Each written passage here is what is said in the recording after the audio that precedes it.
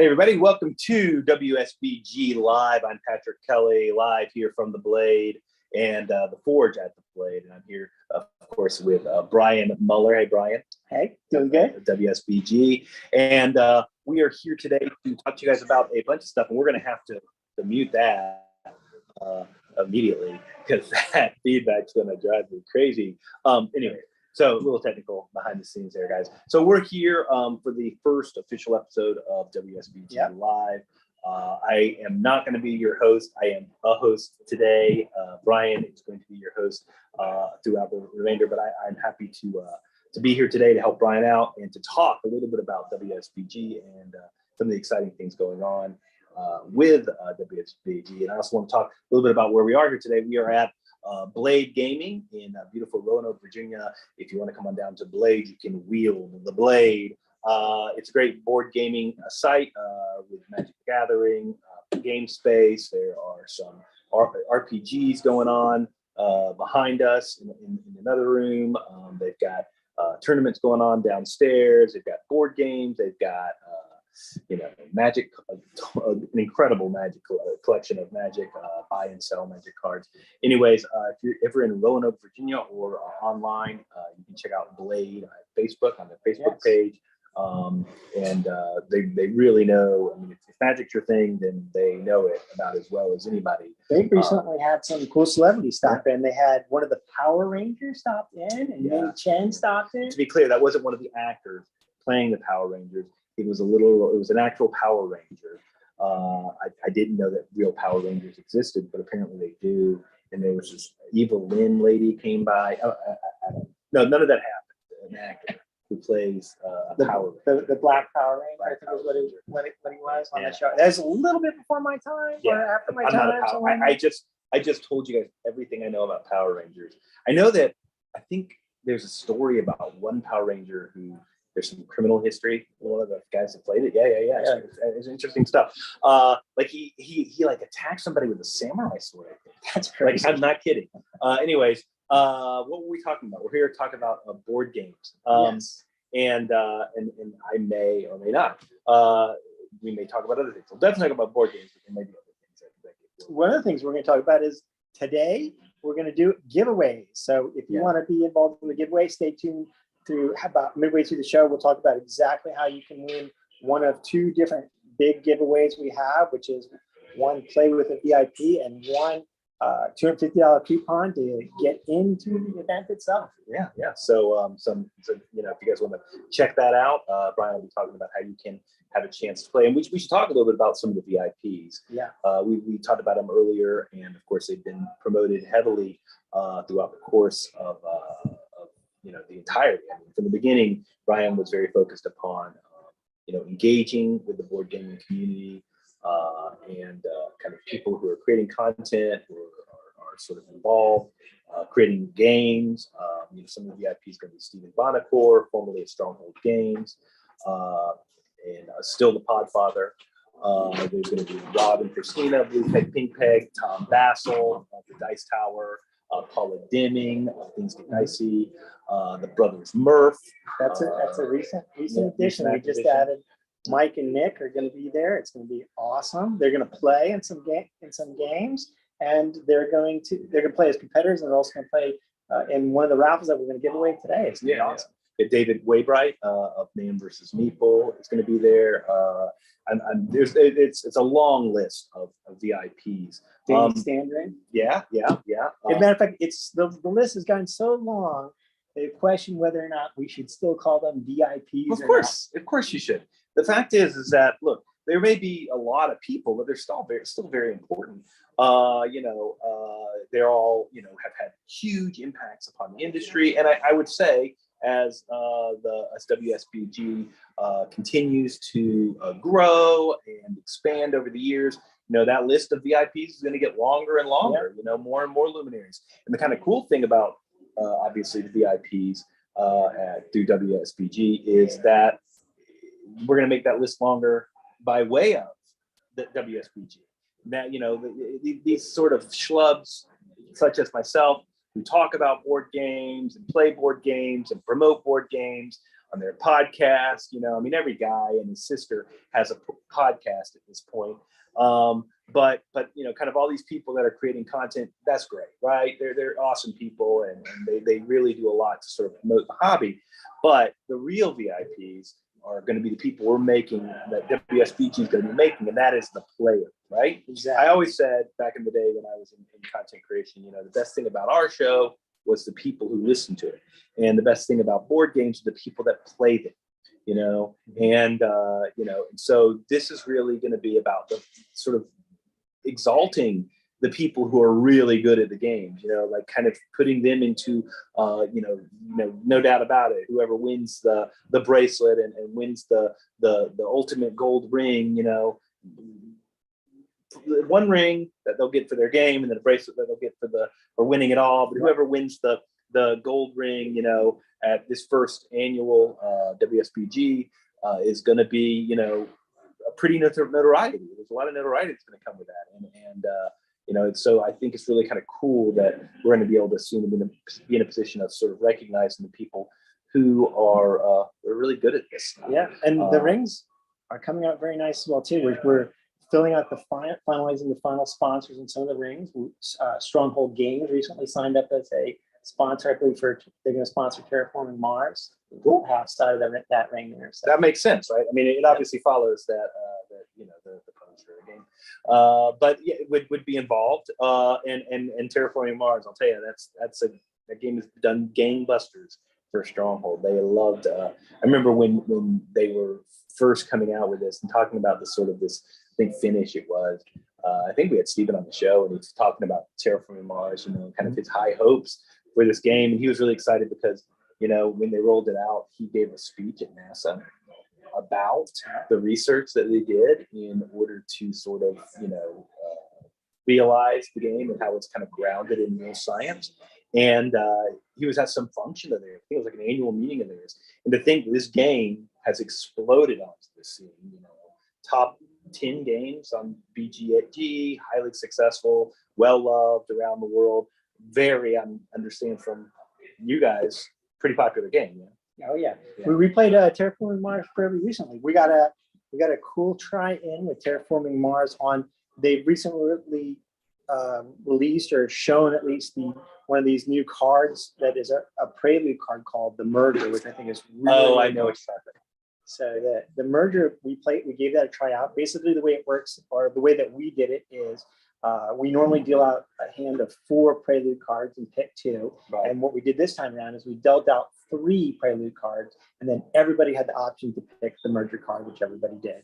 So, and then the Merger card basically lets you roll. You pick one of your corporations from the ones that you've got, and then you can roll into the second corporation. You're going to lose 42 money off the income of the second corporation, but you're going to end up with 2 corporation powers instead of a second prelude card. So when the question I have then is, when can you trigger that? When can you trigger them? Is there a time when that trigger is no longer available? At the very beginning of the game. So you get all the effects it would get, but it actually, there's a sequence that you do. So the sequence. So it's during the prelude phase. Yeah, and there's a real specific sequence, and it ended up kind of mattering for one of the choices I had, in that you first go around the table in player order and trigger your corporation, and everybody does their corporation. Yeah. Then you bring out the prelude cards and you trigger those. So you trigger you've already picked, so you can't unpick after you see your next corporation. Then that Merger will deal you out 4 more corporations, and you pick one of those and then trigger that right away. So one of the options that I ended up with, and before that, this was the kicker, was you have to buy your cards that you're going to keep. So you've already chosen your hand. Oh, okay. So what ended up happening was, one of the options that I had for my corporation was one that made all cards cost 1, which I think is a pretty strong corporation. But it also makes your starting hand cards cost 1. But I already paid for my starting hand. So you didn't have to. That didn't apply. Yeah. You already bought them. So I didn't take that. So you didn't take it because you thought the benefit was too strong. No, well, it was because I missed that, and I always wasn't want. There's so many corporations. I want to try and play them all. You know, I'm kind of a BGG stat nerd, and there's no kind about it. He's absolutely a stat nerd. He's one of those guys who, whenever you play board games, and you all know, it's that guy who's like, hey, no, don't take your pieces off the scoreboard. Everybody's cleaning up. I gotta write down what the scores are. Who got what? Who won? What faction were you? It's like, oh, for sake of heaven, you know. That is me. And he's not the only guy. I want to be clear. In every game I ever play, there's multiple people who are like, at least Brian has the wherewithal. What he does is he'll take a picture of it or get it, and then he'll send it out to everybody else who's in that weird headspace of wanting to keep. But I mean, I have to give credit to you and other people. Like, I know how many years of BGG stats do you have? Not as many as I have maybe two years. I have a friend that got the stat app like right. I think we got it right when they were rolling it out. I was in the show. They sent us a license for like the early beta. So Rob has had it from before it even released. Yeah. And he's got 5 years, I think, of stats on his phone, which is kind of cool in its way, right? Like, I mean, knowing, oh yeah, the last time that you played this game or the highest score that you ever got in this game and it's fine. It's not for me. I'm not really like one of the reasons I like it is because one of the things I enjoy about playing games as far as community goes is I like the postmortem convinces. You do. I do like it. I like talking about the game and saying, oh, that faction is really strong. But it's hard to have conversations and be super like, I know this is a fact. Without data. Without data. So when you have that, you can sit down and say, well, you know, as it turns out in Empire's Age of Discovery, it's really that it seems like this nation's the strongest, but really the one that ends up being the strong one is the one that starts you off with a fern of fish. And you're like, that one sounds like it's horrible. Wait, which one? So you're saying? Yeah. So it's not Norway. I think it's Denmark or Holland. Holland starts you at the fern. It's not the one that lets you steal the pirate ship. It's not the one that lets you steal the goods. It's not the one that lets you poke somebody off with the upgrade fund. It's the one that lets you start with the fern and the fish. And you would not think that that's the one that's super strong because it doesn't sound strong. But it's the one that wins. Maybe it's just real because straightforward. I mean, it's very straightforward. Gives you a quick jump start, right. But also too maybe that gives a little bit of push and pull. You know, oh, he's winning. Let's not let him. Right. I mean, you get that one where you can steal that one ship. Like, nobody's going to let you get those ships, man. You're going to be targeted through the whole. Anyways, I haven't played Age of Discovery in a moment. That's probably one of the games that we played. Like, when we were playing that nonstop. It's such a good game. It's such a good game. My favorite worker placement game, probably. Yeah, it's certainly a good one for that active selection mechanism. Like it very blends very into the much heavier version of the Chad's game with Dominant Species. The original Dominant Species is very much like that. Dominant Species Marine a little bit. Well, that's pure action selection. I mean, in that way. But so yeah, you've been recently been playing Terraforming Mars. You've been playing a lot of Ark Nova, right? A lot of Ark. You know, so this is the thing. So friends of mine just came back from Gen Con, and they did me wrong, man. They didn't give me copies of the new maps, the Ark Nova maps. There's some new maps out. So Ice Cream Con maps and stuff like that. Yeah. Have you gotten any of the new ones? I'm not sure. I don't think so. I got any new ones. I just got mine at Barnes & Noble, but we've got like 3 copies in that group. Oh yeah, it's ridiculous. We have so many copies in our. I have one. You have one. One of the craziest things about that game is like, you know, I'm not necessarily going to sleeve every game because people don't play my copies as much. But right. I'm going to sleeve that game, right? And so you want to like, we've got the clear matte sleeves to sleeve the game on, and you're sleeving it. And I bought 2 packs of sleeves. 100 sleeves each, boom, and 8 cards short. What do you do with that? 8 cards short of sleeving the whole thing because they have like 212. Well, yeah, so you're gonna end up. It's like, well, you can probably sleeve something else, right? Well, I got to come all the way back here to Blade. Buy one more pack of sleeves. I wonder what might be something with just a few cards. I mean, because they are standard size cards, yeah. Yeah. So the good news is that like you can use those extra sleeves for those like small little card games, you know, like a love letter, that sort of stuff that have like an odd number of. I mean, not that. I'm not sure the size fits. Oh yeah, the size would fit. Probably. But anyways, yeah, you got some random sleeves now. So anyways, you've been playing Ark Nova. I recently played a new game from Portal Games called Brazil Imperial. And it's a heavily researched, very kind of, like very much focused upon like recognizing the true reality of the cultural imperialism that sort of took place, the push and pull, the various ways that European forces during imperial reign, had influence. Like there was a lot of European nations like engaging in Brazil. And so it kind of addresses that. It apparently the way the setups, the modular board and the setups are designed to replicate different regions of Brazil that were significant during different times, I guess, in its history. And you play your asymmetrical powers, or you play historical figures who had influence, and the powers are sort of designed to sort of flesh out how they tried to exert their influence in Brazil, right? So Victoria is very much, she has a mercantile advantage trying to establish technology because there was a lot of, that's how they kind of tried to impose their imperial will upon Brazil. And then Napoleon's in there, and he utilizes power and combat cards. That's how he imposed his will upon Brazil at that time. But anyways, really kind of an interesting game. It's an action selection game, and there are a set of actions, and kind of in a Matt Gertz sort of way. You don't use a rondelle, but the way that it kind of accommodates that is it's sort of one of those things where if you take an action, you can't follow up with a set of actions, so no back-to-back. You could ping pong if you wanted to, that would be useless. Kind of like Scythe. Sort of. Yeah, you'd lose miserably. Yeah, Scythe, I guess it's more. But I always think of games where you have a limited number of actions to select, and there's sort of a mechanism for constraining. I always thought Matt Gertz sort of does that in the best possible way.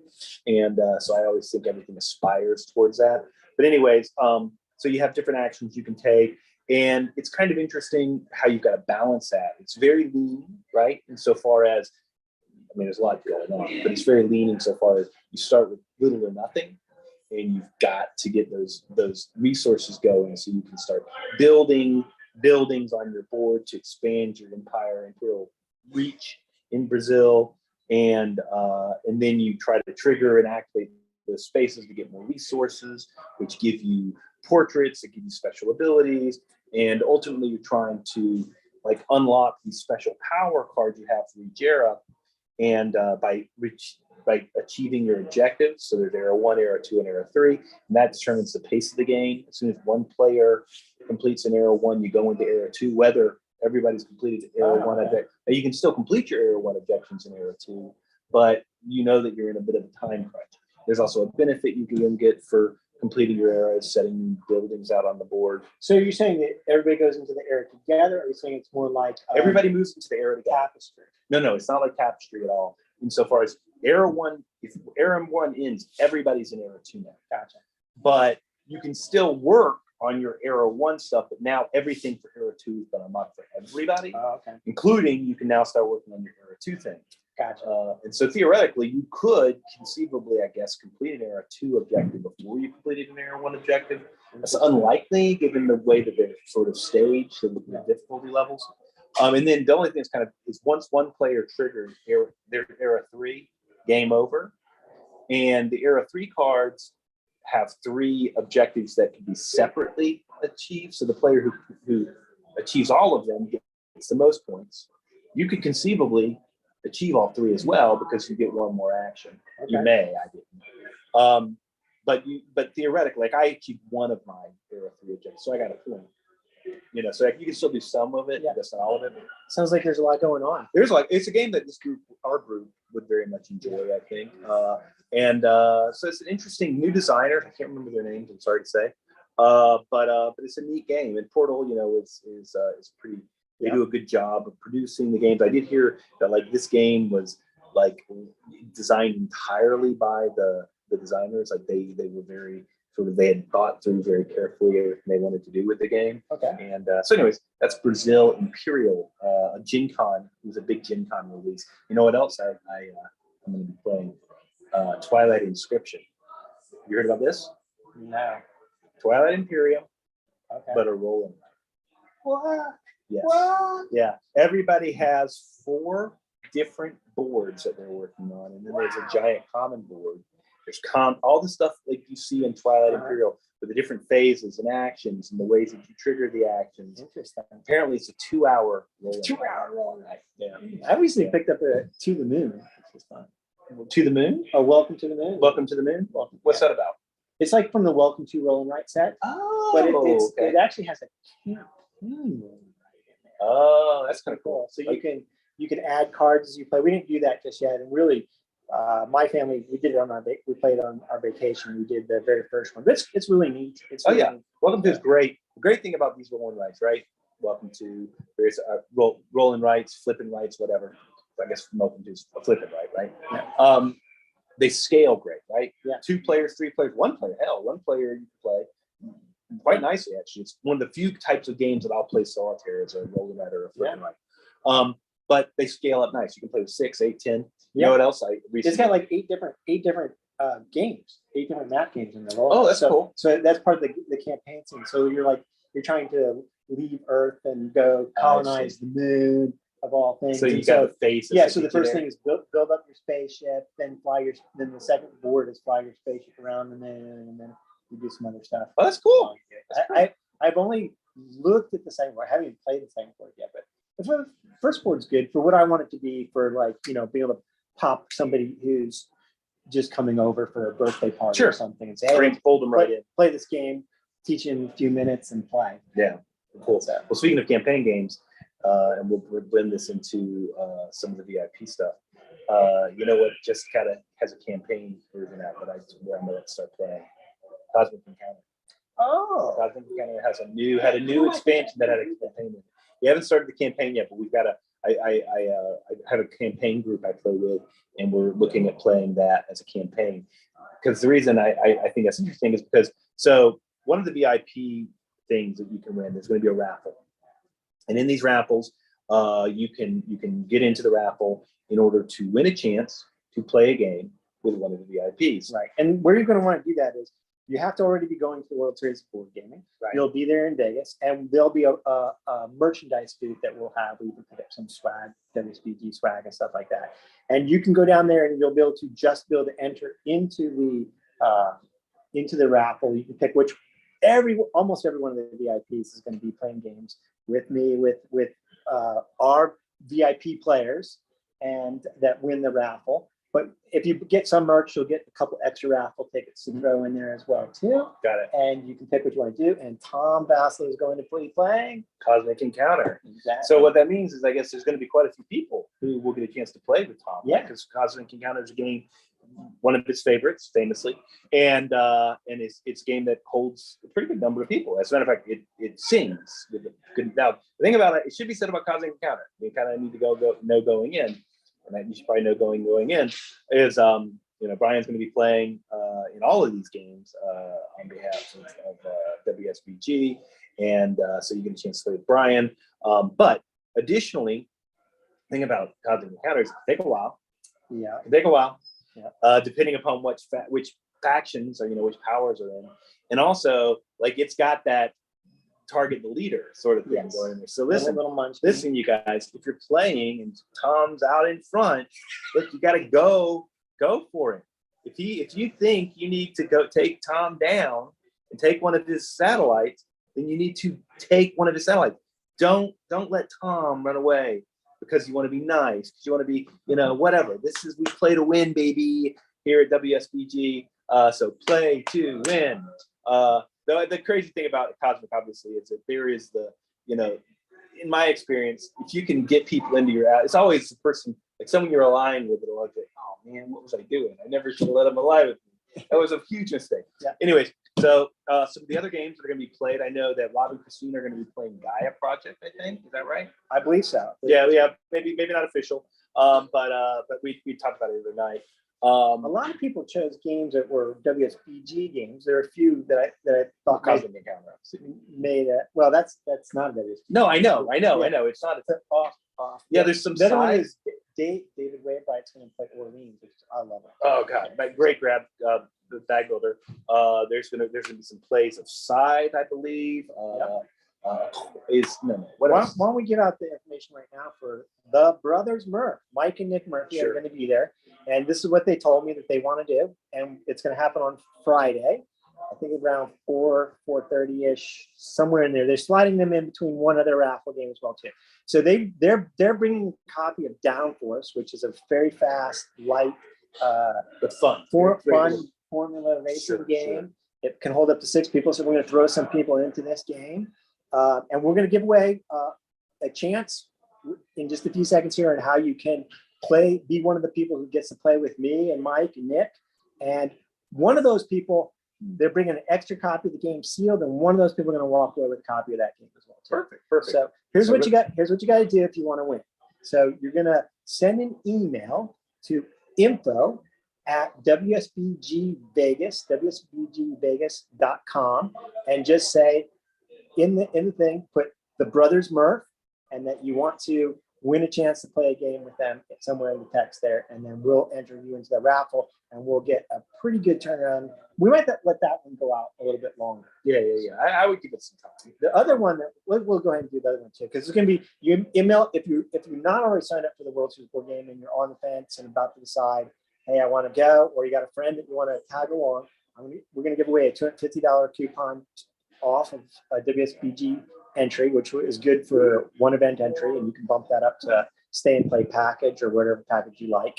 But we're going to give that away too. So same thing, info@WSBGvegas.com. We're going to try and give it away real soon. But not the Brothers Murph for that one? Yeah. So, no, what are you going to put? I'm kidding. So they're going to send it to the WSBG game. Yeah. What do you want to put in? Yeah, put in that event one. Event one. I think not the Brothers Murph. Or not the Brothers Murph. If you put in on the Brothers Murph, we'll probably figure that one out. Yeah. So anyways, the Brothers Murph, if you want to win a chance to be in the raffle. Yep. Not the Brothers Murph or event one. If you want to win a chance to get basically a free entry into a single game, or as Brian says, if you want to turn that into a pay and play, which comes with a room. Yeah, and you don't have to. I mean, a single play will get you 4 days of open gaming and some raffle tickets to throw in, I believe. Sure. Maybe you're playing Cosmic Encounters. Yeah. Remember, if you come and you play a game, that $250 isn't just about like playing the game. You say you lose in the first round, they kick you out the door. No, that's not how it works. You're there for the entire weekend, baby. You got games to play the whole time. There are going to be people who want to play games. There are going to be games all around the place. It's going to be an event. Like it is not. Look, the gaming, the competitive gaming is what it's all about, right? And you're going to get to watch the games, participate in the games, participate in the excitement of it all. But even if you're not playing in the games, you're going to be engaging with the gameplay. You're going to be playing games. You're going to be hanging out with gamers in a great space. Like it's just a great sort of way for people to gather.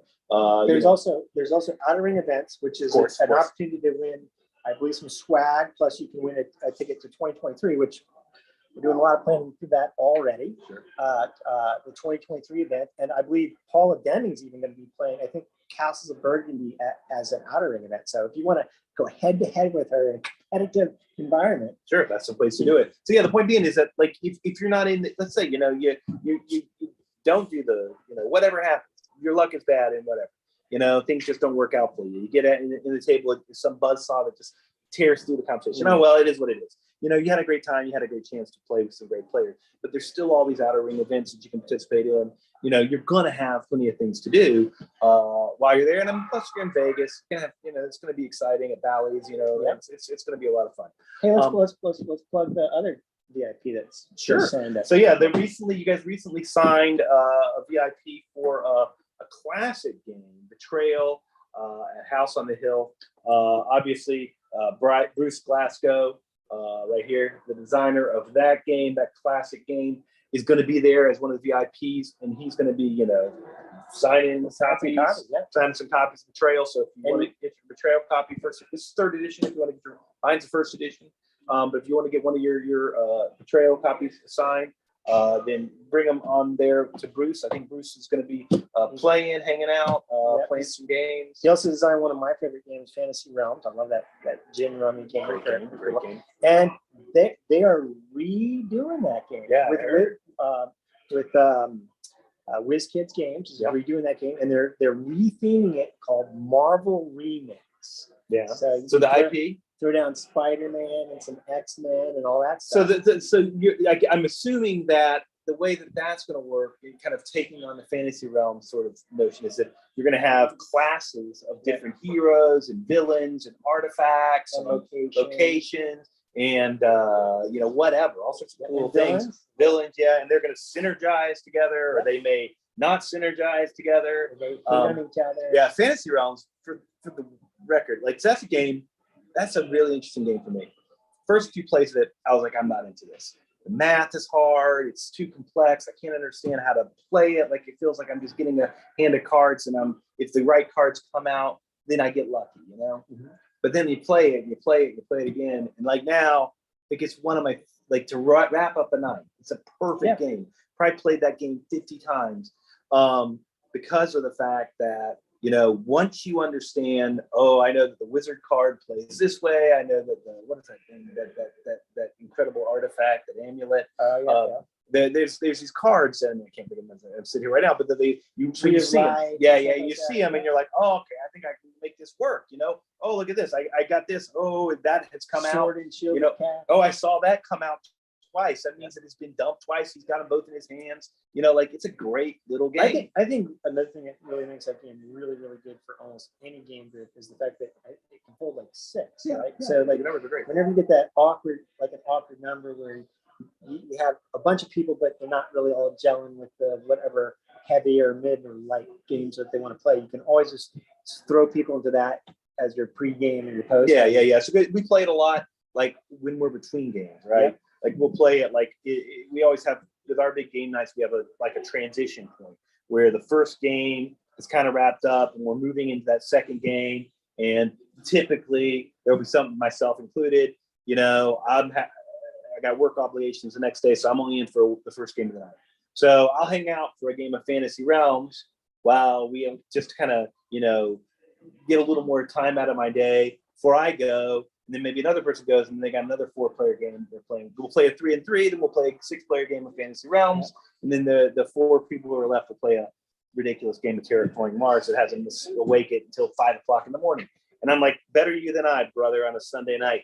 But anyways, Fantasy Realms, great game, and this new Marvel game I think is pretty exciting. That's very, very cool. So, you know, let's talk a little bit about kind of, you know, what you can expect when you come to play some of these games and to experience the WSBG, either, you know, live or online. You know, there's going to be all these VIPs are going to be commentating some of the finals for the games. So there's going to be live streaming of the finals, commentated by media, you know, board gaming personalities, talking about kind of what's going on. We're going to have one more VIP that's going to be behind the scenes that is super cool. I don't think he's going to get a chance to get his face out there as much, but he is so cool and such a great boon for us. Yeah. Chris George from Room and Board. I just want to special thanks for working with us. You have been awesome. Yeah. And I have to say, there have been a lot of people in the community who have kind of come together in support of WSBG. WSBG has done a really good job of reaching out to a lot of people and partnering with a lot of people to sort of establish, you know, their bona fides, sure, but also to sort of say we are part of this community. Like, we're coming in, we're new, but we want to be engaged with the community, and we're approaching this pretty earnestly. You know, I think that's really the thing that I have sort of, you know, why I'm willing to kind of come on and talk and be a part of this is because I really appreciate the fact that you, Brian, and your partners have been working to sort of, to be a positive force in board gaming. And of course, mistakes are going to be made. It's, you know, you're learning. There's a learning curve associated with it. It is a massive undertaking. A lot of really, really skilled people sort of taking it on, but no one's done this before, right? No one, not at this level. No. Yeah, I mean, look, there have been some failed efforts in the past, but no one's really done this at this level, and so you guys are you know, you're being proactive and conscientious of those things, but you're sorting, you're kind of getting, you're learning things as you go, and that's really impressive how you guys have sort of really sort of you know, been on the ground, moving forward, sort of engaging with the community, and I've noticed it, you know, as an observer, and I think it's cool. I think it's pretty cool. I think just the great effort that we have from there's so many people up front and so many people behind the scenes that are doing so many things that the quality, you're going to really see the quality when you come out to see it. And yeah, I think what's super neat is I really think people are really going to enjoy those rings. Those rings are Yeah. It's going to be cool. I got to get my hands on it so we can show off some. Yeah, you need to show it some. I agree because I'm going to try and get the jeweler that we've got to do is local, semi-local. I've been known her for a while, and she's actually going to be there. It's going to be pretty cool. So I believe she's even sponsoring one of the rings. So just a thank you to her because she's just super awesome. Yeah, but I'll see if I can get maybe one like right before I head out. Yeah, show it. I want to see it. Maybe we vlog. I vlog like right before I go, and see if I can get a sneak glimmer at one of the rings. Sure. Well, membership does have its privileges. Right? Well, so tell me a little bit. What have you got playing? What's on the horizon? What have you been excited to play? One of the things, you know me very much as a competitive player. I started out being a very, very competitive circuit player with Decipher's Star Wars cards. I used to play with the big boys.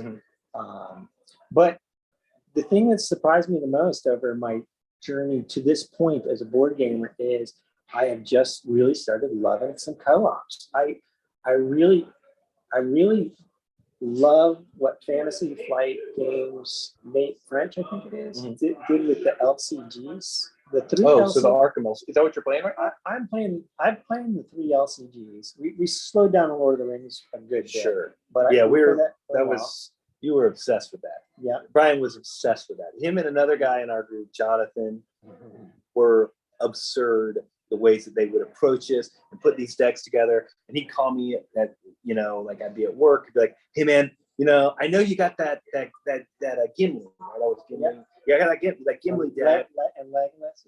And I really think it would synergize well with this card. I've been thinking about it. This event, blah blah blah. And I'm like, all right, fine, whatever, man. Just send me a link to the website to what the card does, so I can figure out how to play this thing. And but anyways, and it was in the middle of nowhere, man. Like it was hilarious. It was hilarious how and Jonathan was the same way. Jonathan was like, oh, dude, we have a thread going. He goes, oh, I figured out how to play this event. We've been trying a hard time, and we would play on monster level. Like it was ridiculous, like working our way through some of these campaigns. Yeah. So, but you were a big fan of that. I really love this designer. I didn't think I was. I mean, there's cards that are like have throughout his games that have had some balance issues perhaps, but I think it's really, really telling of how good of a designer is that he could take this mechanic and he literally has spun it 3 different ways and made 3 different yarns. Wait. So what's I know 2 of them. I'm going to skip to the 3rd one because that's the second one that I played was Marvel Champions. And Marvel Champions was fun. I love playing it with my son. I love playing it with my brother. I love playing it solo. It's too complicated for me personally to play solo two-handed. I know there's a lot of people that do that, but I get upset with myself if I forget a villain mechanic and I feel like I cheated the victory. Sure. But they just recently released Spider Ham, Peter Porker. And you actually have to give other players high fives as you're playing to activate the cards. So that game is fun and it's tough. It's incredibly tough. You play on expert, and if you're a good player, I think you're looking at like, maybe on average, the easy ones to the hard ones, sometimes a 50% win rate is not bad in that game. So it's a new mindset, when you're saying like, okay, we're all gonna lose. We're gonna lose a lot, especially when you lose a lot. Sure. Well, that's one of the things I've always I've liked about. I like about co-ops. I like a co-op that you lose at least as much as you win, and ideally more than you win. Yes. Because look, you know what? I play a board game. If I'm playing with good competition, I'll lose 1 out of 4 times in a 4-player board game. Meaning I'll win 1 out of 4 times, which means I will lose 1 out of 3/4 of the time. Yes. Right? If I'm playing with good competition in a 4-player game. Yes. That's the way it's supposed to work. That with your BGG stats. I could if I was into that. And but in any event, that's kind of if you're playing a game that you're playing against the game, then shouldn't the game win if they're a competitor at least half the time, right? Yeah. Are more, as I said. It makes that victory just becomes so much. That designer really just captures it. The best one though, and I'm not really attracted to them. I know there are people in our play group that really like the concept of the Arkham horror, which is like the mythos type. The mythos and the feeling of dread that I've been talking to people about Lovecraftian stuff. And sure. A lot of that style of writing is not necessarily horror, but dread. Right. You get that feeling of dread. And somehow when you're playing this game, because the story is so good and so capable of winding, that you can experience that dread while you're playing. Oh, I agree. I think the mythos game, Arkham, the LCG, the storytelling is the best of the three. Oh, yeah. I also think it's a game where the mechanics of what's happening, he does really interesting stuff with the cards. Yeah. Oh, yeah. More so, I think, like he's really that game's the most innovative. I'm just dipping in, just barely getting. Yeah. But like there are rooms where like the cards will lay out on the board, and you make a board out of them. And the spatial relationships are important in that game, and the way that things interact, and the way the powers trigger, and the way the narrative elements sort of reveal themselves as you reveal those cards. You do not know how the game. You don't know what you're supposed to completely do. You only have the gist of it. Mm-hmm. You don't know what's going to happen when you flip over a location. Is it going to be tough? You don't really know what your clock is. No, it's so good. And how it rolls into the subsequent.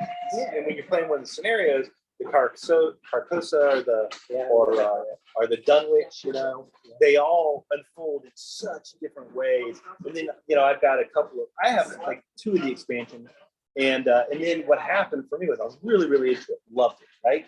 Loved it. But then it got to be where this is the big problem. And this is early in it, probably 3rd expansion. You couldn't get the expansions. They would release, and I would know the release date, right?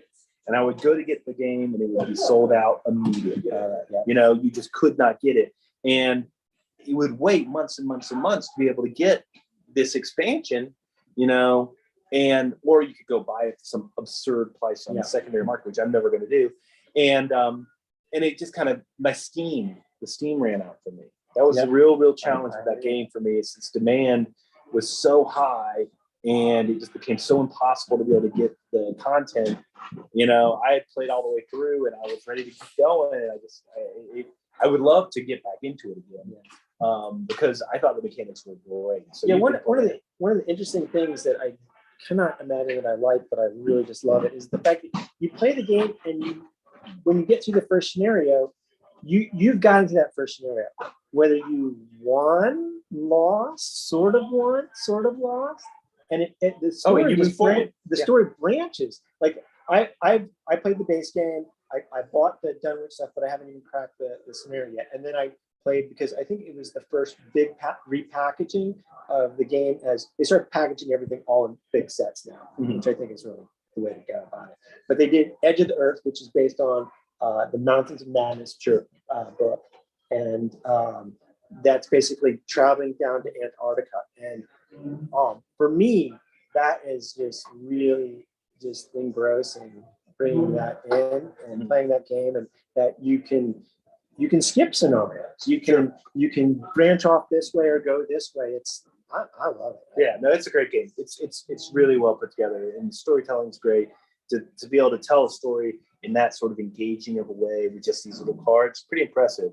And again, I think the design is very innovative, and it's cool how he's taking the same exact system, but every one of those iterations, it plays out in a different way. Like, they definitely are, like, without regard for theme, if you have one, there's no reason you wouldn't have the others, because they do that same thing in such a different way that it is like they're unique games. They're not retreads of the same exact mechanic, not even remotely.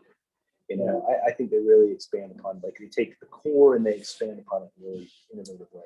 Hey, we apologize a little bit for the noise there. They're definitely play gaming, or definitely playing games here, and sometimes they get up and walk across that creaky floor. Oh yeah. I was wondering if that was how that was for you guys. Look, we're kind of making it as we go here.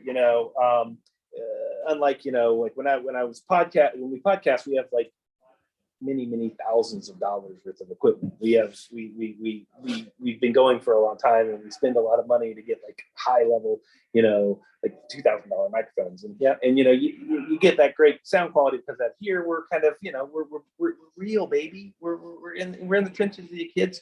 So you're gonna have a little bit of this and that here and there. The production quality, is it is what it is. We're here about kind of it's more about being engaged and kind of interacting with you guys, trying to kind of keep you guys updated with things as we start moving in closer and closer to October. Yes. Yeah. So I think maybe this is probably where we're gonna start wrapping up for the night. So I am looking forward to playing games with you, and I hope you're looking forward to playing games with me, and I hope you're looking forward to win big. Yeah. I will not be playing games with if you want to come out to Blade Gaming, I'm happy to play games with you. The good news for you here is if you want to work out your skills or your tactics on a punching bag, look, baby, I got enough skills to put up a fight, right?